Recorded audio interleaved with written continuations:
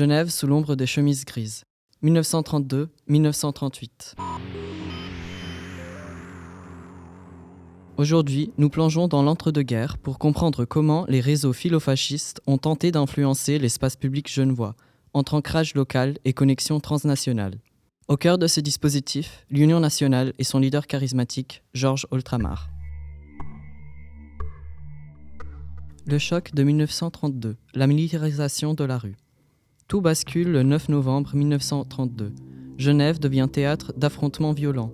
Les archives nous révèlent des affiches placardées dans toute la ville. Le Conseil d'État met Genève sous tutelle militaire. Le colonel Lederey, nommé commandant de place, y interdit tout cortège et prévient la population. La troupe peut faire usage des armes et le code pénal militaire s'applique désormais aux civils. C'est dans ce climat de rupture que l'Union nationale se structure pour tenter d'implanter un fascisme roman au niveau municipal. Le commandant de place à la population de Genève. Le Conseil d'État de la République et canton de Genève a mis sur pied le régiment d'infanterie 3 et le bataillon de Landwehr 103. Il m'a nommé commandant de ces troupes ainsi que du bataillon d'infanterie de montagne 88 qui vient d'arriver à Genève. Le Conseil d'État m'a chargé d'assurer l'ordre et la tranquillité dans la ville et le canton. Je suis commandant de place. L'ordre et la tranquillité seront maintenus. Je compte sur la sagesse et l'appui de la population pour que soit, si possible, éviter des mesures militaires dont les conséquences peuvent être graves.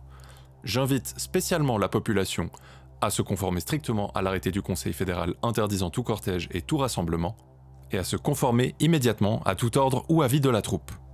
En cas de désordre sur la voie publique, les rideaux de fer des magasins doivent être immédiatement abaissés et toutes les fenêtres doivent avoir leurs volets ouverts.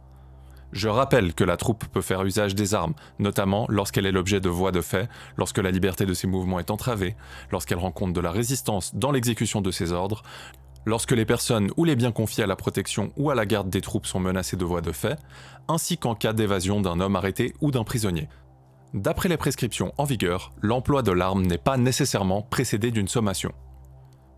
En vertu de l'arrêté pris par le Conseil fédéral en date du 10 novembre 1932, les troupes placées sous mon commandement sont en service actif et le code pénal militaire est applicable aussi aux civils qui se rendraient coupables, notamment d'une des infractions suivantes: crime ou délit contre une garde militaire, trahison militaire ou trahison par propagation de fausses informations, atteinte à la sécurité militaire, atteinte à l'honneur d'une personne au service quant à sa situation militaire ou à son activité de service, évasion procurée à des détenus. Bureau de place, caserne, Genève, le 12 novembre 1932. Le commandant de place, colonel Lederey. Le pilori, l'arme de la presse contre la diplomatie. Pour diffuser ses idées antisémites et anticommunistes, Oltramar utilise un outil redoutable, le journal Le Pilori. Mais en s'attaquant à la Genève internationale, il franchit une ligne rouge. En 1934, suite à une caricature visant la délégation russe à la Société des Nations, le procureur général de la Confédération intervient. Berne s'inquiète. Ces attaques risquent de provoquer des manifestations et de compromettre la sûreté de la Suisse. Un arrêté fédéral est alors pris pour limiter la liberté de presse. Les journaux qui troublent les relations avec l'étranger reçoivent des avertissements, comme ce fut le cas pour le Pilori et le Courrier de Genève. Arrêté fédéral sur la presse, le Pilori. Berne, le 8 septembre 1934. À la rédaction du Pilori, avenue des Bosquets 19, Genève. Monsieur le rédacteur, notre attention a été attirée sur le numéro 263 du Pilori, du 7 de ce mois, qui contient un dessin visant la délégation russe à la Société des Nations. Une forme aussi violente de critique risque de provoquer des manifestations, soit pour soi contre les délégués de l'URSS. Dès que la délégation russe sera notre hôte en raison du mandat qu'elle exercera auprès de la SDN, tout abus de presse contre elle devra être réprimé en vertu de l'arrêté du Conseil fédéral sur la presse du 26 mars 1934.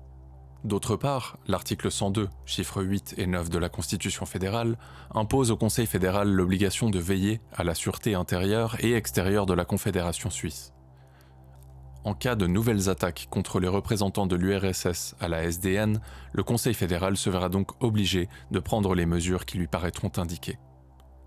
D'accord avec le département de justice et police et avec le département politique, Nous vous avertissons d'avoir à vous abstenir à l'avenir de nouvelles attaques de ce genre contre la délégation russe à Genève, sans quoi vous en aurez à supporter les conséquences. Veuillez agréer, monsieur le rédacteur, l'assurance de notre considération distinguée. Le procureur général de la Confédération, Zik Stempfli. L'agitation de 1938. Menaces et rhétorique radicale. Avançons en février 1938. La tension ne faiblit pas. Lors d'une assemblée publique à la salle des Eaux Vives devant 450 personnes, Oltramar s'en prend violemment aux autorités fédérales et à la SDN, qu'il qualifie d'œuvre de la franc-maçonnerie. Bien que le Conseil fédéral juge ces menaces de peu de gravité, il condamne fermement ces méthodes. Oltramar, lui, n'en démord pas. Il prédit que la Suisse devra quitter la SDN pour rester neutre face au conflit idéologique européen. Berne, le 23 février 1938, au département de justice et police du canton de Genève. Monsieur le conseiller d'État, nous référant à votre lettre du 24 janvier dernier, nous avons l'honneur de vous faire savoir que nous avons soumis au Conseil fédéral l'affaire Georges Oltramar, qui a proféré des menaces contre cette autorité dans l'Action nationale du 22 janvier 1938 et dans une assemblée de l'Union nationale du 20 du même mois. Après avoir examiné les actes et notamment le procès-verbal de l'interrogatoire auquel fut soumis Oltramar, le Conseil fédéral a décidé, dans sa séance du 18 février 1938, de s'abstenir d'ouvrir une poursuite pénale, le droit pénal fédéral n'étant pas applicable. Les expressions employées par Oltramar pourraient être qualifiées de menaces de peu de gravité, tombant tout au plus sous le coup du droit pénal genevois. Ne se laissant pas intimider et ne subissant aucune contrainte par les menaces d'Oltramar, le Conseil fédéral ne se voit pas obligé de changer de ligne de conduite dans sa politique envers la Société des Nations. C'est pourquoi il ne porte pas de plainte auprès des autorités genevoises.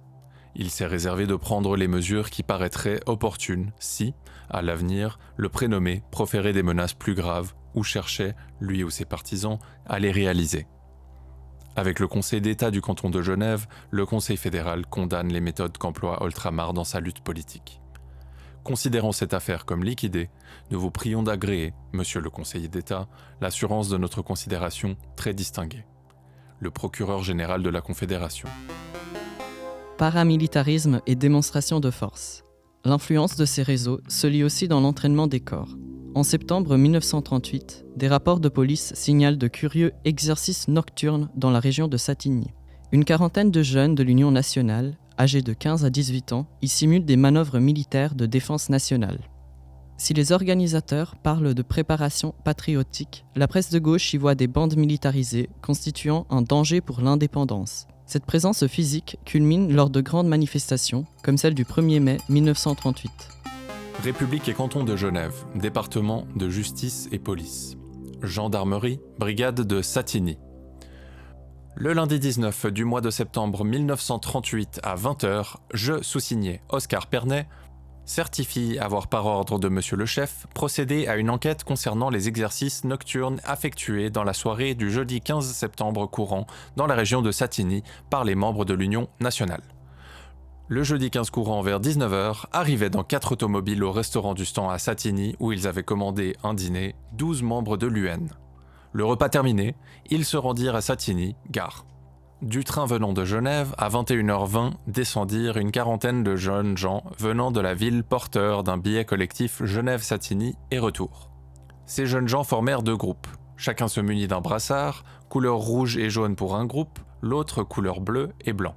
Le premier groupe prit la direction de Poney-Dessus et le deuxième la direction de la forêt du Château des Bois, sans Satigny-Gare. Ces jeunes gens étaient commandés par un chef avec grade major. Avant le départ, plusieurs recommandations furent données par le chef, soit, pendant l'exercice, prenez toujours le contact entre vous, non comme la dernière fois. La fin de l'exercice sera annoncée par le clairon à 23h15. Vers 23h30, tout le monde était de retour à Satigny-Gare. Une partie de ces jeunes gens regagna la ville par le train de 23h48, le reste au moyen d'automobiles et de motocyclettes.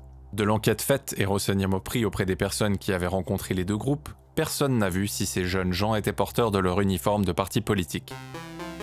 À travers ces lieux de sociabilité, salles de meeting, cafés et champs de manœuvre, et ses organes de presse, le mouvement d'Oltramar a réussi pendant un temps à faire ressonner les idées fascistes au cœur même de la cité internationale. un pan de l'histoire genevoise qui nous rappelle la fragilité des équilibres démocratiques de l'époque.